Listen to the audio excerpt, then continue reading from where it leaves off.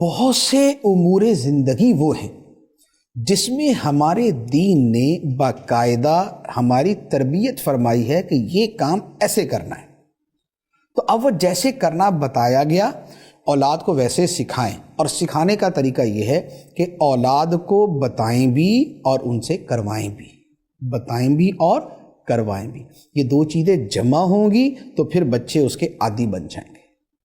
اب مثال کے طور پہ اسلامی آداب میں سے ایک اہم ادب یہ ہے کھانے کے بارے میں۔ کھانا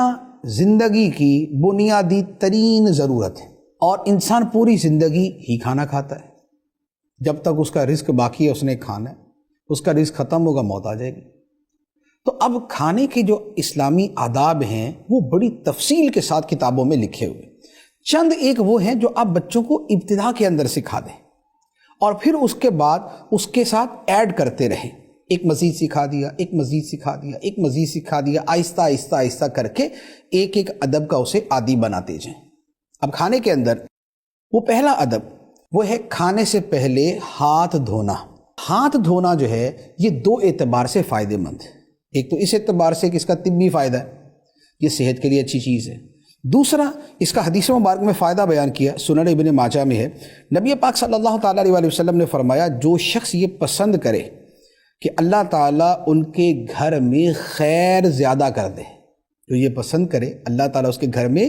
خیر زیادہ کر دے، فرمایا جب کھانا حاضر کیا جائے تو بھی وضو کرے اور جب اٹھایا جائے تو بھی وضو کرے۔ وضو سے مراد نماز والا نہیں، وضو سے مراد ہے کہ ہاتھ دھو لینا، کلی کر لینا۔ کھانے کا وضو اسے کہتے ہیں کہ دونوں ہاتھ دھو لیے جائیں اور اچھی طرح کلی کر لی جائے، اور یہ جو منہ کا اگلا حصہ ہوتا ہے اس کو دھو لیا جائے، تو یہ ہے کھانے کا وضو۔ تو فرمایا کہ جو شخص یہ چاہتا ہے کہ اللہ تعالیٰ ان کے گھر میں خیر زیادہ کر دے، بھلائی زیادہ کر دے، اسے چاہیے کہ جب کھانا رکھا جائے تو بھی کھانے کا وضو کرے، اور جب کھانے سے فارغ ہو تو بھی کھانے کا وضو کرے۔ تو اب آپ دیکھیں کہ یہ وہ ادب ہے جسے ہر شخص پسند کرے گا، اور بالفرض کوئی کرے نہ کرے، جب سنت ہے، نبی پاک علیہ الصلوۃ والسلام کا طریقہ ہے، ہمارے دین کی تعلیم ہے تو ہم اس پہ عمل کریں گے، لیکن یہ وہ شے ہے کہ جسے ہر بندہ کہتا ہے کہ یار ماشاءاللہ یہ بندہ نفاست پسند ہے، یہ صفائی پسند ہے، اس کی طبیعت کے اندر نظافت ہے، اس کی طبیعت کے اندر پاکیزگی ہے، ستھرائی ہے۔ تو اب آپ بچوں کو اس کا عادی بنائیں کہ کھانے سے پہلے اور کھانے کے بعد،